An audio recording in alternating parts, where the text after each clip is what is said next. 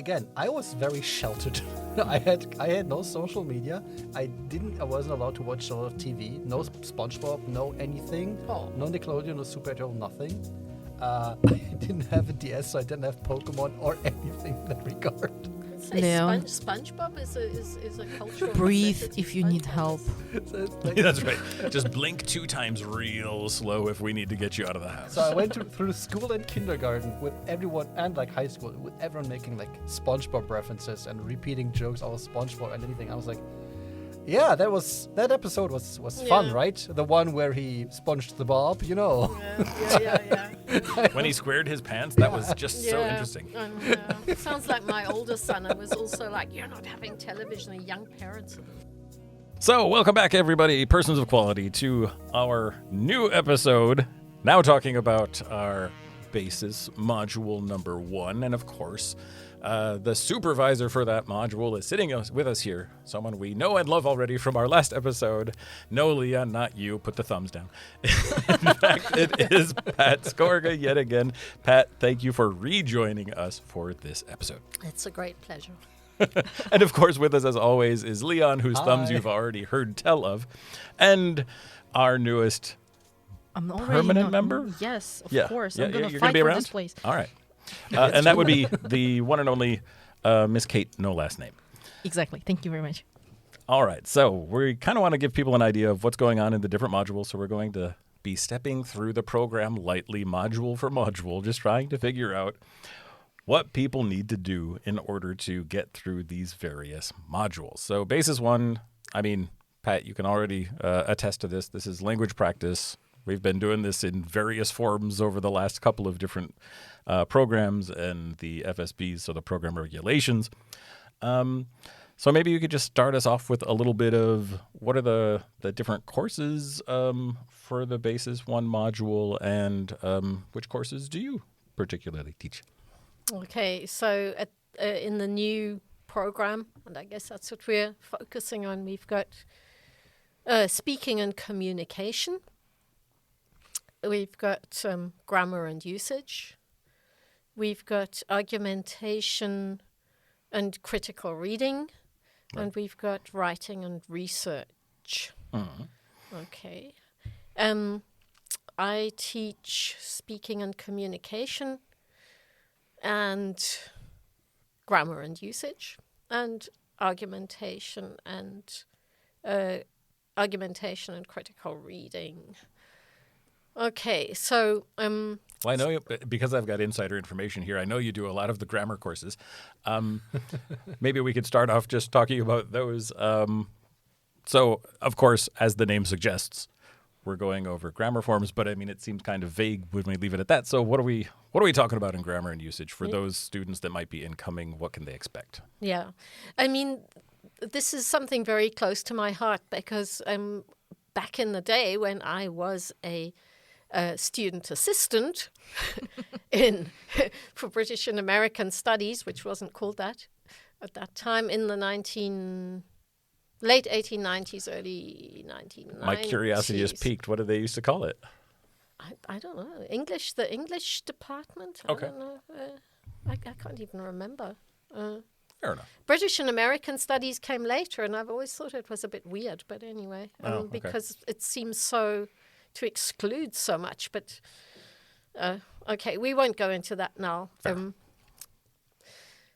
The thing is, I once read something by one of these very important British applied linguists. It might have been Vivian Cook or someone like that, in an article where they said the people who teach language skills in English departments at European universities are often not actually language teachers. They've got no background in language teaching and testing, and they're often people who are actually interested in literature or culture or linguistics even, and have kind of, because they're at the bottom of the ladder, they've kind of been told they have to teach language, and it's sort of it's a kind of a purgatory you go through before, you rise and you can go and do sort of your pure literary studies and do your heavy theory and and so forth. Okay, Kate, can you pull the dagger out of my heart right now? Because I feel like, no, I mean, for sure, I Yeah. understand that that's how people feel about it, or at least certain elements feel that way about it. Yeah, that's absolutely. And some people, exactly, they regard it as a kind of a bitter, a sort of a bitter sort of punishment you have to go through before you can, before you claw your way up to the next rung and can do what you'd like to do. But there are people like you and me, Brian, and others, who actually really, really enjoy language teaching advanced language skills, and are absolutely delighted to be doing it at university level, where you can, where you can sort of assume you've got a pretty high level of language attainment to start with, and then you can work with that and really sort of build up people's language skills.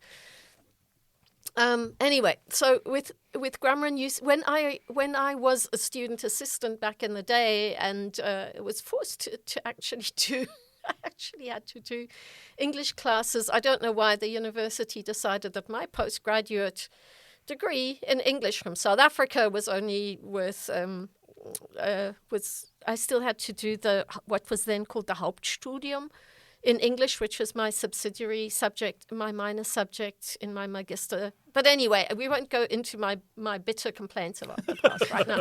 But I had to do some English here, and I was a little bit astonished. The good thing was I got to know the people in the English department, and they gave me a job, and that's, as I said, I slithered into the job by mistake in the end, basically because at some point they needed someone to do a few Lehraufträge, a few, teach on a contract basis, and I did that, and it went well, and then they essentially then when a job became free, they came and said, well, you must apply for it. And I said, what, me?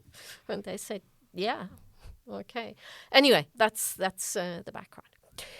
So grammar and use. The thing is that the people teaching, especially teaching grammar and so forth, there were a collection of people who weren't really language teachers.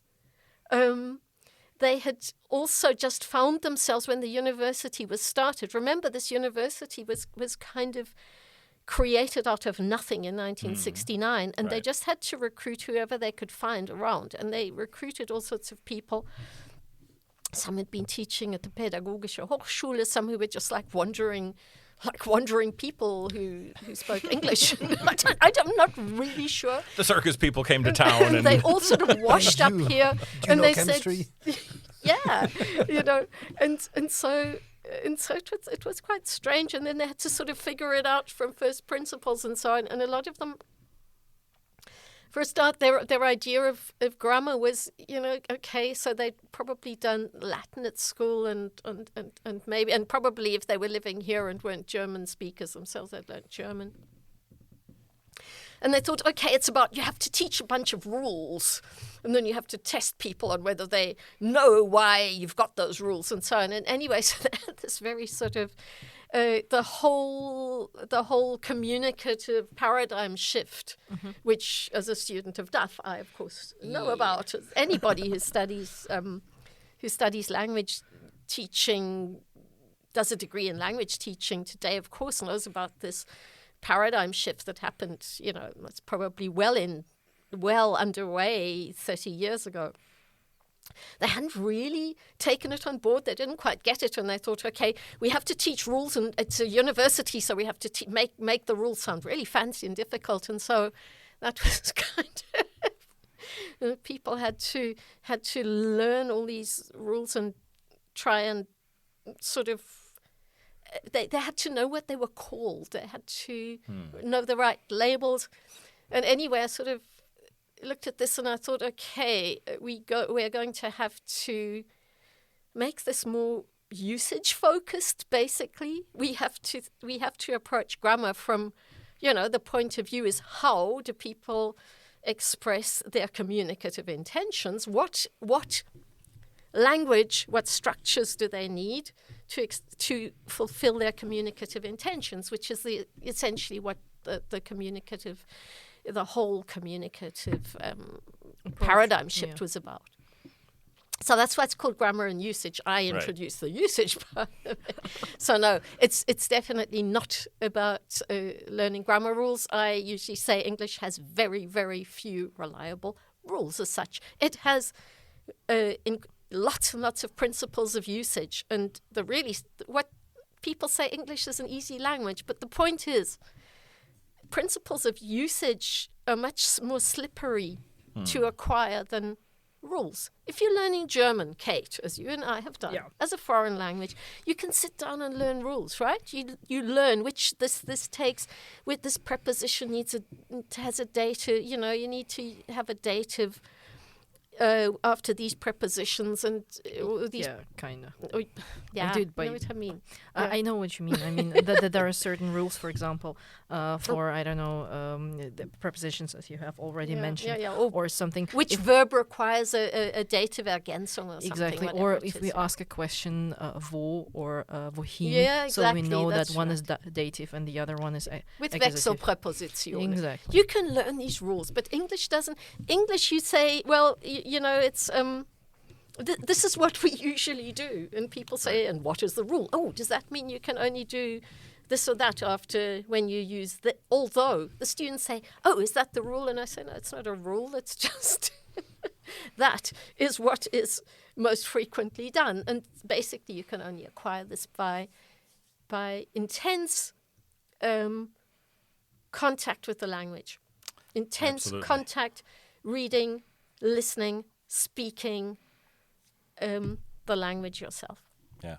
And so that's how I try to approach teaching grammar from the point of view, okay, what's difficult? I think tense and aspect are probably the most difficult to get your head around for a first language speaker of German, because they just don't. Then that's not what's tricky in German. Case and gender and so forth is tricky in German, and other things are tricky in German. But sort of really getting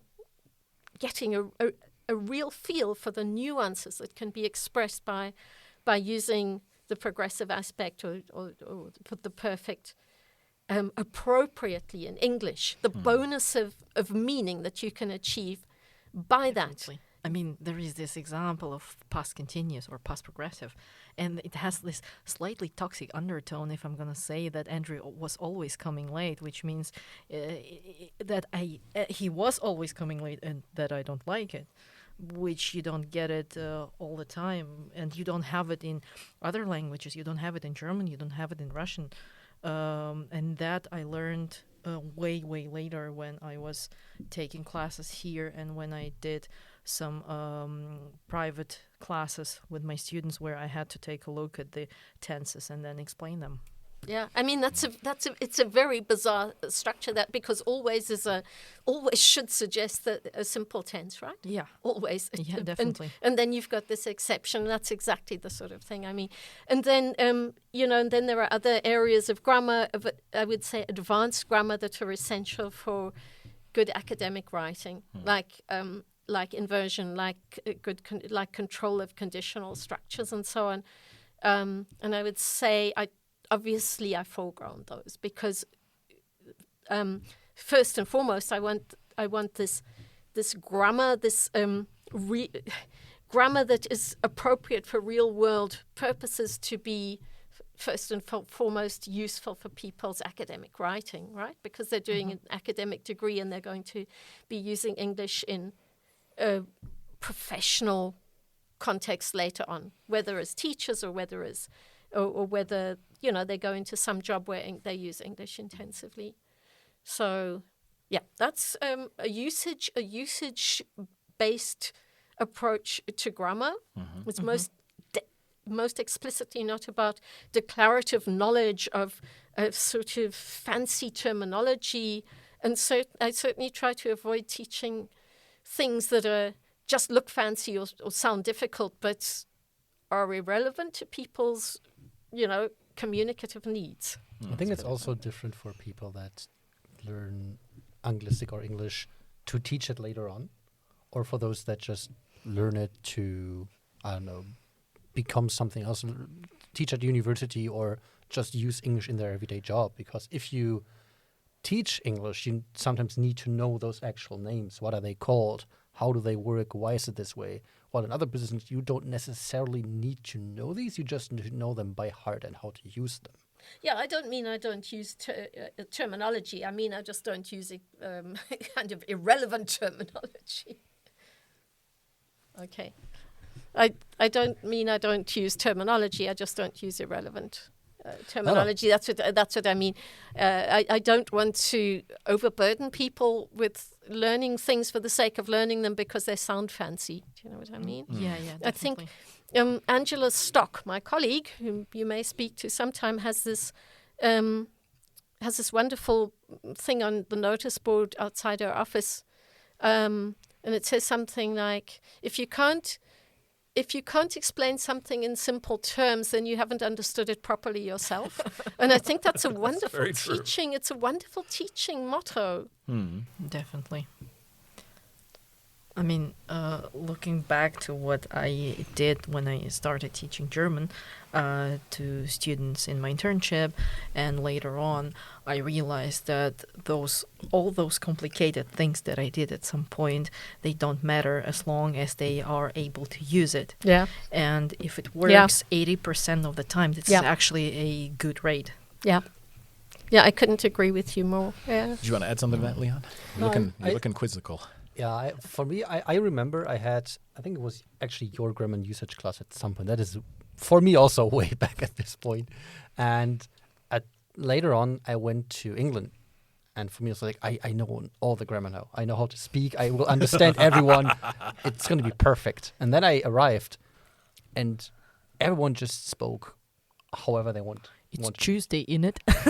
Not only about like accent and dialects, but it was also like they didn't necessarily care about grammar where you go because it's their native language. If you speak German, you don't necessarily care if it's completely perfectly spoken, pronounced, and grammatical correct German. You just want to convey the certain meaning. And the same is the case if you go to England or America.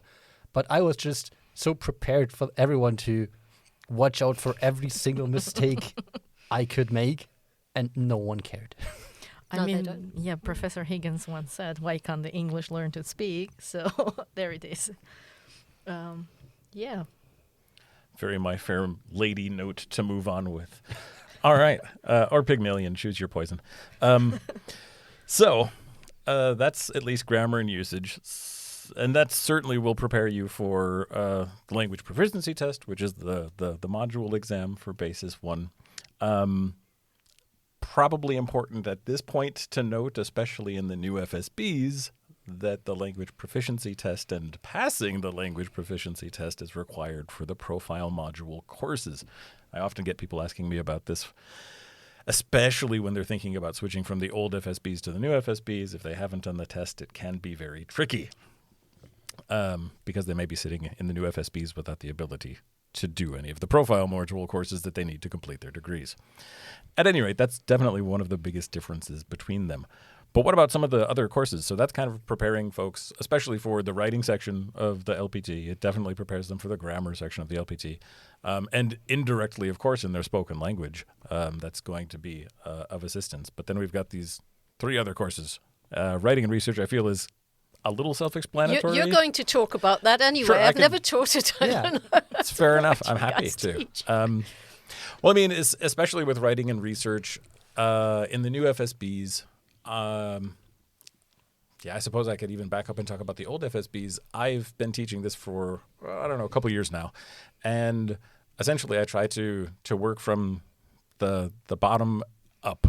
So we start with very basic structures like how to formulate paragraphs, what a good paragraph looks like, can be, etc.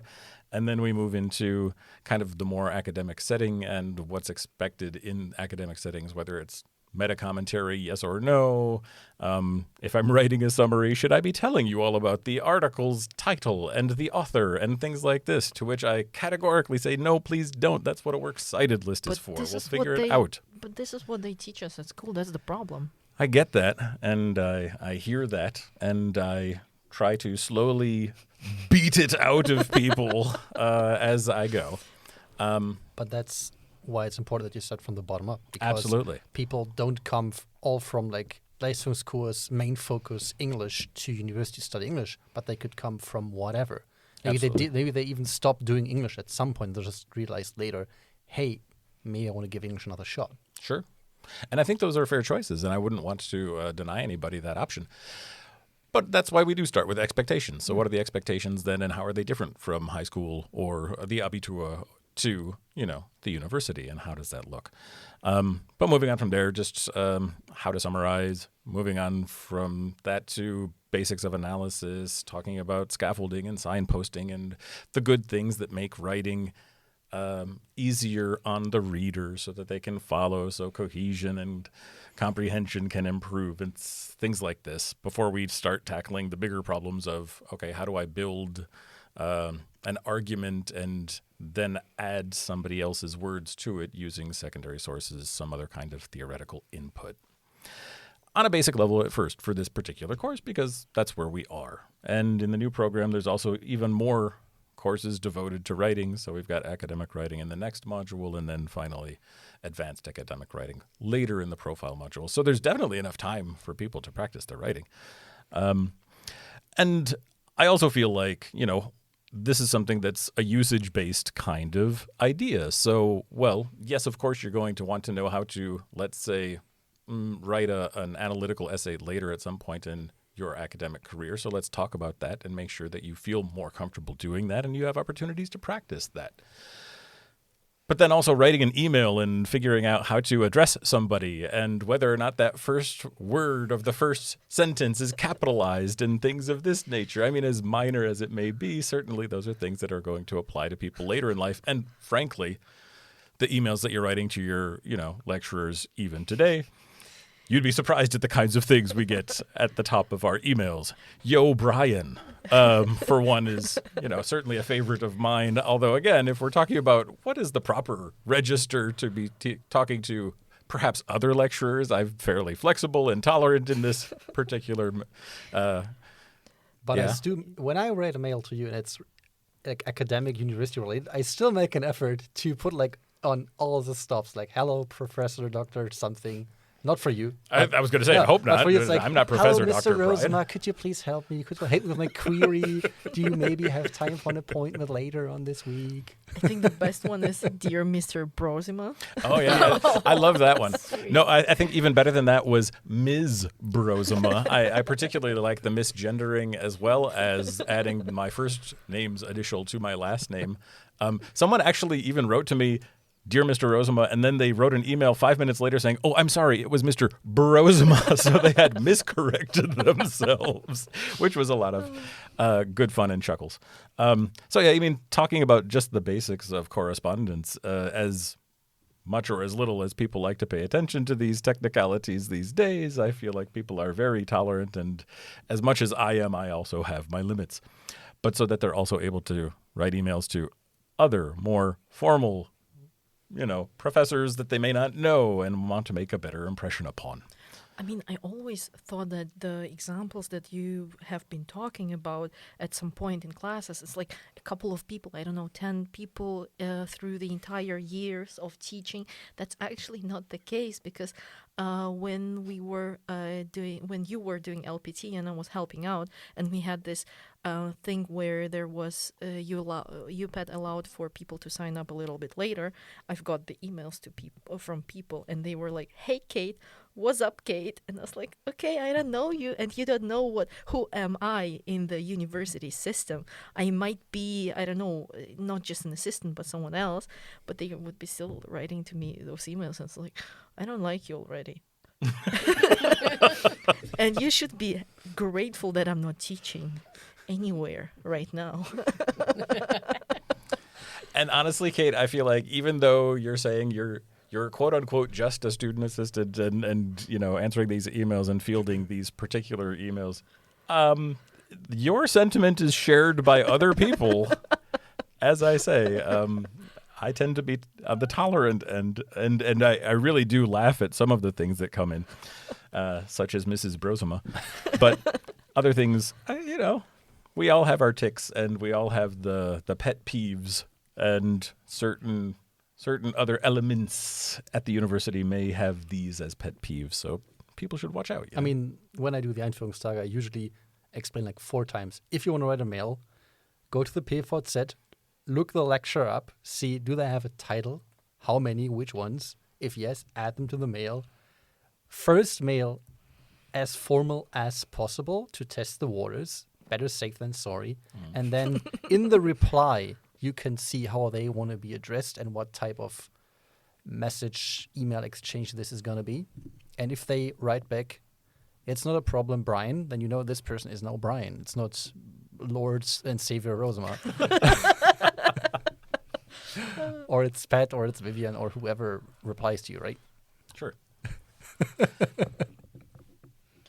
Did you have something you wanted to throw in there, Pat? I know we've got sidetracked here and we're running out of time, but I've been getting emails written by ChatGPT, and that's the worst. Let's go, dear Professor, dear Professor Scrogo, which is wrong anyway. They've promoted me. I would like to draw your attention to an issue which I believe we ought to discuss. And it turns, I don't know, you haven't given me a green arrow for the course or something like that, and it just goes on for a paragraph with all this, the AI generates all this hot air, and that makes me aggressive beyond expression. And I haven't done it yet, but I think the next time that happens, I'm going to write back and say, I only reply to humans. Please write to me in your own English. I feel like ChatGPT as a topic needs its own episode at some point, and then we have devil's advocate Kate sitting on the table defending the program. I was going to say, Pat, what you don't know is we were having kind of a conversation about how to write a cover letter for a CV earlier, and one was advocating the strong usage of ChatGPT or AI-assisted writing. I think I'm being generous with that term. And someone else was saying, well, but don't you lose that muscle at some point? Shouldn't you be writing it on your own with your own skills and abilities and voice? And so, yes, I think that's fine. See, a cover letter, a cover letter is one thing. A letter of application, ChatGPT does that very well. But if somebody just wants to say, I would, I haven't been able to upload my homework. Can I do it by next week or something? And instead gets ChatGPT to write it, and then it sounds. ChatGPT's probably been trained on sort of legal letters, and it's all sort of slightly threatening, as if they're demanding a final payment or something like that. The tone and register and is just completely inappropriate. Yeah, I just received an email recently, and the sentence, and it really stuck out to me because I thought, wait, who are you to me? And it was a student writing me saying, I will need to see X, Y, and Z. And I was like, wait, you will need something from me? That's a very strongly toned and worded sentence. And to a certain degree, that already, I think that puts people on edge. Like, to me, it was already, well, wait, what are you doing with the hierarchy here? You're trying to say you're my boss, essentially, with this sentence, which is a very strange thing for a student to do for, an advisor, which is the capacity they were writing me as. And I just thought, that's very odd.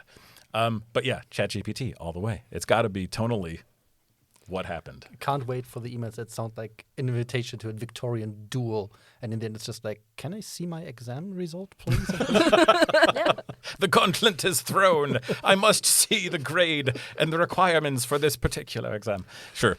So we still have 2 classes to get through, and that's speaking of communication as well as argumentation and critical reading. Maybe we could split that up too, since we both kind of participate in both classes. Why don't you do ACR? Because I'm teaching it for the first time right Fair. No, I think argumentation and critical reading, I think for people in the new system, they have to also realize that this class pretty much was split into 2 in the new system. We had argumentation, communication, and critical reading in the old 2017 FSBs. And we split that up because we thought these were two very different skills. So communicating and arguing, sure, there is some linkage there, to be sure. However, the overlap is something that we wanted to try and cover in two different places. You know, as my old Latin professor used to say, if you throw enough shit against the barn door, some of it's eventually bound to stick. And so repetition is helpful, I guess, is the nice way of putting that. And certainly in argumentation and critical reading, what we do first and foremost is really break the ice, get people talking. We want people talking in an academic manner, for sure, but also about academic topics. So we get the topics rolling first in argumentation and critical reading. Part of that is identifying what kind of academic texts are out there. So the critical reading portion picks up on, well, what is an academic text? Well, you can find that in monograms, people's PhDs or something like this that we have tons of in the library, as well as things like journals and articles that are published in those journals and how those are subdivided, as well as, you know, collected editions of different articles where you have one editor as the overhead, and people very mistakenly often put this person down as an author, for example. So you do have to look at the individual chapters to see who the authors are and things like that. So just a breakdown of different types of academic texts and the kind of topics they talk about before actually looking at, okay, now what are those articles actually telling us? And breaking down the type of argumentation that they're using in order to discuss their thesis or their research question or their point, and discussing the results of their interpretations or analysis, or if it's, you know, something a little drier, I would say statistical interpretation or something like that. So there's a lot of that going on. So as someone whose similar class has been a while back, do you also talk about how to read those texts? So like tips and tricks, like to start with the end as an example, to see how they conclude the conclusion, like what is their end result, and then go back to the introduction, or like back to the main part.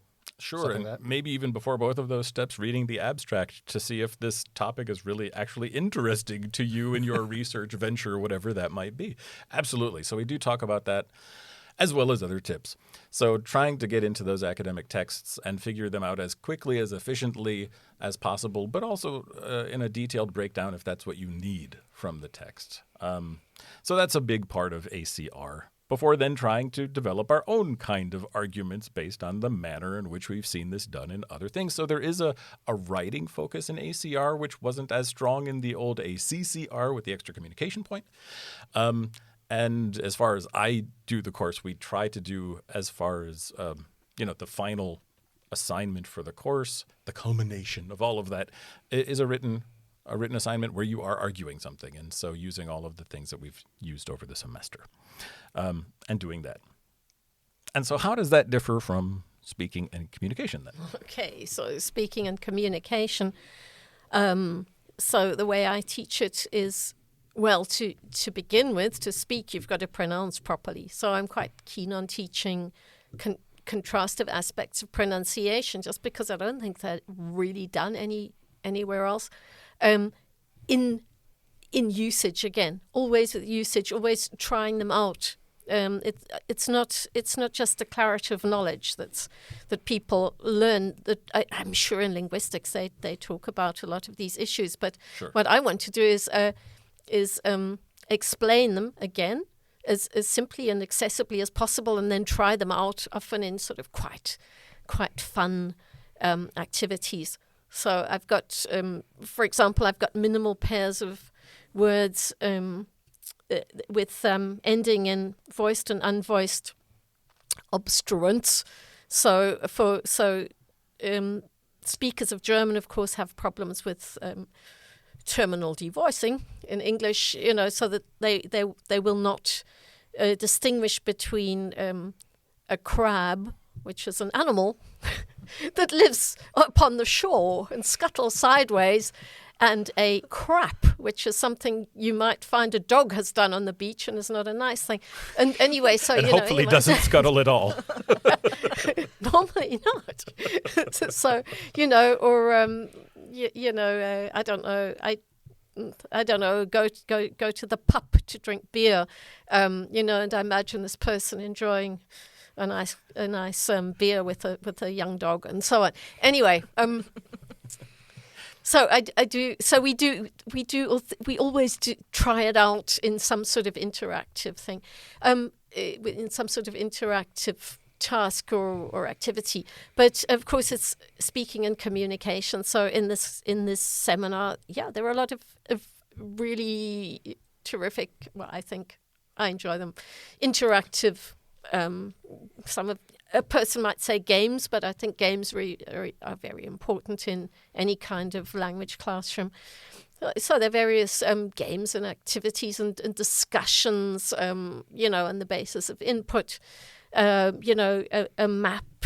I got a lot. I mean, these are materials. They're not on my own that I've sort of picked up over the last 30 or 40 years. Sort of deciding on amenities that your neighborhood should have, and then discussing together.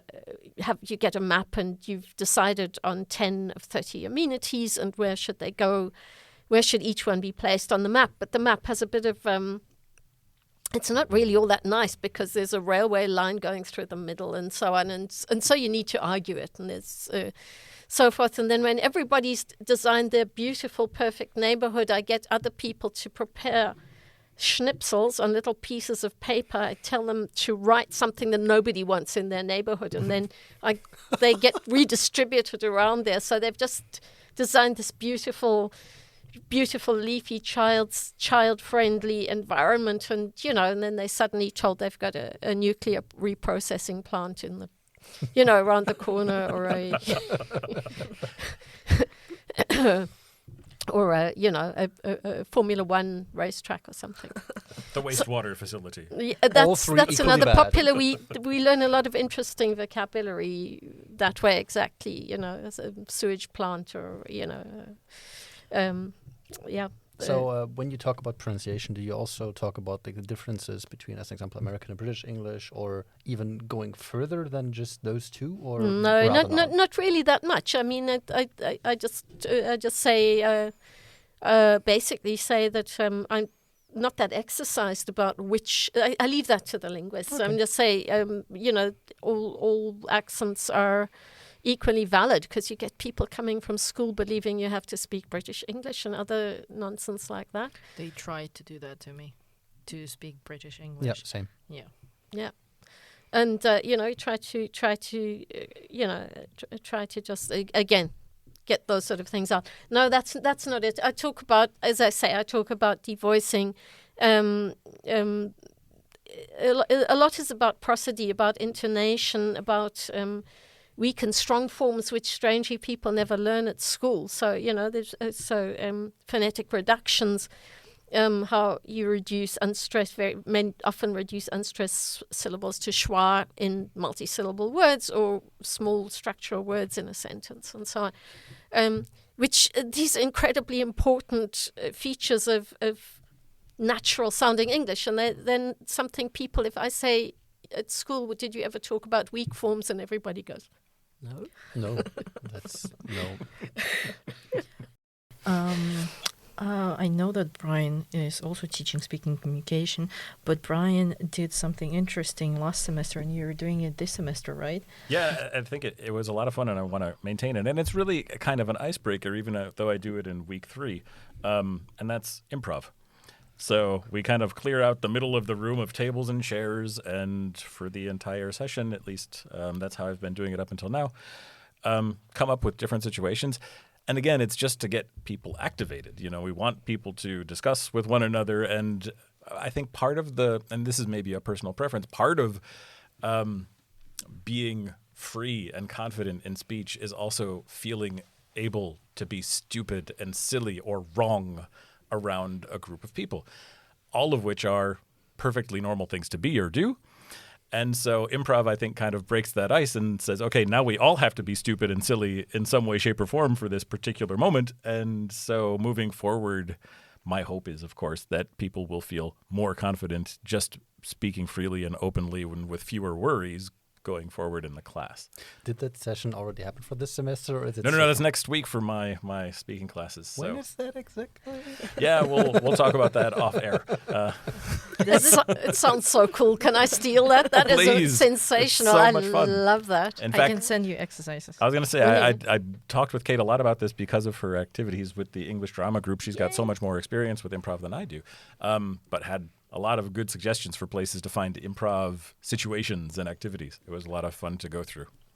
Now I have a question to both of you. So do you think that over the years, and it's just merely an observation, it has gotten more complicated to get people to talk? Because I realized there has been a lot of talk about speech anxiety.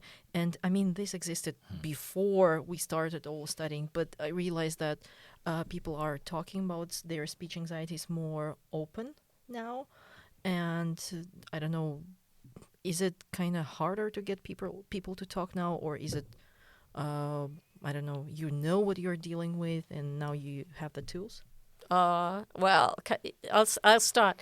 I mean, I've been teaching English in Germany since around 1986, and oracy is just increased massively. I find it much easier. People find it so easy to speak. People's spoken English is extraordinarily proficient. Well, it's thanks to the internet mainly, thanks to digital technologies and the availability of models. I mean, it's just sensational. And then conversely, there are people's control of written English, grammar, and punctuation. These simple things. There is no comparison to the level of control they had in the 1980s, because that's what they did at school. They drilled them in writing correct English, and people spoke this very measured English, and it was all about going towards the Buckingham Palace and having tea with the Queen and stuff like that. And now people's English is so good, so fluent, so natural. And they're spoken English, and then we get people in the language proficiency test. They're in the speaking exam. They're off the scale. We give them a 1. They're absolutely brilliant. And then you look at their written exam, and they've got a 4, or they've failed it because it's they don't know how to write. Correct English. So it's switched at some point. It's switched. In my view, it's switched totally. Yeah, I mean, I can only draw back from the 2000s onward, I guess. And I don't feel like there's a big switch that happened from then until now. I mean, YouTube was already a thing. People were already getting into this very oral kind of, mode, if we want to call it that. And as far as what happens inside of classrooms, I think to speak to the point that you were making, Kate, was that at least over the last 5 years, 10 years, people have been simply more open and ready to talk about anxiety as such. That the willingness to be accepting, acknowledging of anxiety, mental illness, and other things. It's not just man up and do it. It's let's talk about these things. Let's see how you're feeling about these things. Let's put it on the table instead of sweeping it under the rug. And I feel like that's been the major change that I've seen, at least in the last does it make couple the of years. job more easier for you if you know you have students with speech anxiety or with some other stuff, if they come up to you? Yeah, I mean, it's funny that you ask. I mean, I've had students who have come up to me after courses, and they would say, that day that you talk about speech anxiety, would you mind if I came to your class and give a presentation about my own speech anxiety experience? I was shocked when this happened, but I thought it was, this was a student who was using this opportunity to, again, confront their own anxiety. So again, no, I think absolutely it doesn't make our job harder. I think it makes our ability to serve the students that we have easier, in that they are able to communicate better with us because they feel like they have a place and a person that they can talk to about these things who's not dismissive, who's not, somehow angry about or thinking that they're looking for excuses or something like that. We understand. I mean, I always tell my students, especially early in the semester, like, an old man, and I've been doing this for a couple of days, and I get anxiety coming into classrooms. It's normal. Like if my heart rate didn't go up, I would fear that I were dead. And so it's okay to feel that way for you, especially someone who has experiences the exact same thing. And so, Right. yeah, no, I think it's easier to put it out in the open and talk about it. All right, so I feel like we've kind of covered courses. Maybe the last thing to talk about is just the LPT itself, and we've kind of covered at least basically what that is, and maybe just very quickly, we've got the grammar section, we've got the summary that goes along with those grammar questions afterwards, and then we've got the interview. So it's a 2-part test. That is, however, changed, right? Compared to the old FSBs, right? No. Wasn't it? Or was it the same, the old FSBs? No, the old FSBs, the new FSBs, the LPT has remained the same. Interesting. So the format is the same. We've got the written test that happens at the end of the semester and then later on in the semester break, once in each appointment, as well as a week's worth of interviews that we kind of spread out around that written test. That might be changing with the new FSBs, especially for the second exam, that we can do the interviews a little bit later in the semester break. But because people need the language proficiency test in order to go to the profile modules, we are offering the written exam much earlier so that we have an opportunity to correct them before the deadline for registering for profile module exams, or profile module classes, excuse me, so that, the grades can be entered, people can register for the profile module courses that they need, and so they could participate in both the first and the second session of the exam. But yeah, for more information on the LPT, we also offer, first of all, the tutorial that happens every semester, the last couple of semesters anyway, as well as every single time we have the LPT, we have a lovely Moodle site that has a large FAQ section, also includes Anti-Alligator's Guide, and other example exams that people can kind of test themselves with. And we have a workshop on the LPT every How to English week. Absolutely. And there is a Moodle that that you'll find under Mr. Azima's name. So the How to English under Week. Brian's name. How to English Week. Yeah. Look for the section on How to LPT. Basically, you'll also get all that information there. How is the LPT assessed? Sample exams with answers. Advice and so forth, everything that you would really need to know. So look there as well. I can agree that it was actually useful, because when I took my LPT interview the first time, I got a 2.7 because I didn't read the guidelines and that you need some signposting and that you need some other stuff. I skipped it because I thought, no, I'm proficient enough. I can talk English and I can argument, but no, it's not enough, people. Please take a look at the guidelines. It's important. Did those guidelines already exist when I started? Absolutely. Okay, then I missed them. Because I'm like, okay, that's interesting. Good to know. I did mine without them as well. So I was like, okay, either they didn't exist or I missed them. And I also feel like all of the courses that you take, we repeat this information ad nauseum. I feel like people must be sick of hearing it by the time I say it for the 6th time every semester.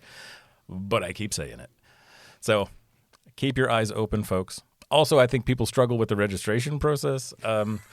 It's a little tricky because I think people, especially coming from high school or wherever into the university, they're used to teachers approaching them and saying, hey, it's time for an exam. Why don't you come sit and take this exam? We don't do this at the university, folks. You have to actively engage and register for these exams on the EKVV, first of all, but especially for the LPT. We have a second registration process because we offer you both parts of the exam, and you don't have to take them at the same time. You could do the written one semester and then the interview another semester, and so you have to register individually for both parts. So keep that in mind as well. When you start studying, that sounds great. Like, no one is forcing you to take this exam. That's awesome. But that also means you have to force yourself to take an exam. Like, it is an exam. You don't really want to do it in most cases. And no one is forcing you. You have to force yourself to do it. Be proactive, people. That's the bottom line.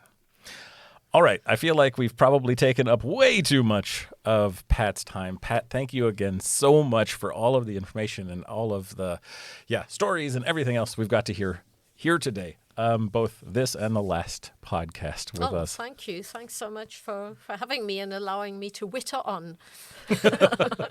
Well, if we can ever get you to do more storytelling, by all means, we would love to have you back. Perhaps, I mean, just listening the last time around to things like, I want to know what Lesotho was like during that 3-year period. It sounds fascinating. Probably not pleasant in all cases, but certainly fascinating. Love to hear more about that.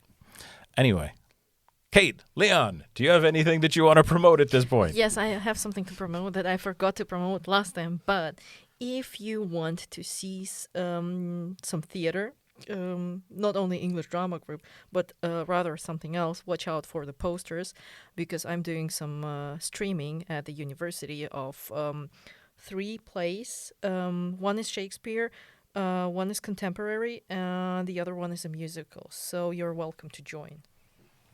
Excellent. So posters aside, is there any place we can get some info about that? Yeah, it's going to be in H10 every first Wednesday of the month. Wow. Okay. Sounds great. And what other things did you want to promote that you just talked about that we mentioned in the previous episode, but I don't think in this one? I don't remember. It was so long ago. All right. Fair enough. I think it was basically just our socials, right? So Insta, go ahead and give us a like. Spotify, Exactly. go ahead and give us 5 stars if you think we deserve them. No, give us 5 stars. Don't think whether we deserve them. We deserve them 100%. Don't give them a chance to think. I don't base my self-worth on other people's opinions. I see what they think is good, and pretty much anytime they think that I'm doing a bad job, that just gives me more confidence that what I'm doing is right. No. Anyway. I choose to be delusional. Thank you. I don't know where to find those, so I'm not worried about this. Oh yeah, follow us on Instagram. What's Instagram? Yeah, exactly.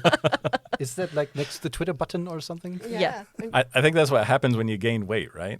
Anyway. All right, folks. So thank you very much for listening. Take care. This is Anglisten Assembles signing off. It's been way too long, folks. And Excelsior. Take care, folks. Bye. Give you a try. If you do well, you can go a long way. But if you fail, The producers pledge that they will produce you only can go a long way programs too. which will contribute to your musical enjoyment and successfully meet your high-quality standards. This episode of Anglisten Assemble was privately produced as a joint non-profit informational project of students and staff at the beautiful Bielefeld University. All views and opinions expressed on the show in no way reflect the official views of the university and are solely the perspectives of our hosts and guests. Information provided is true to the best of our knowledge at the time of production, but this is naturally subject to change as some details are time sensitive. Anglisten Assemble is produced and edited by Kate Lee, Leon Dalashel, and Brian Rosema for the private use of our quality audience. If you want to get updates and further info about Anglisten Assemble, check out our Insta at anglisten.assemble. And if you're enjoying what you hear, throw us a 5-star review on Spotify. Those help us spread the word and get more Anglisten to join the assembly. Musical accompaniment today includes the sonic stylings of music from allesgimafrei.de. And finally, we'd like to thank our special guest today, the perfectly personable Pat Skorga.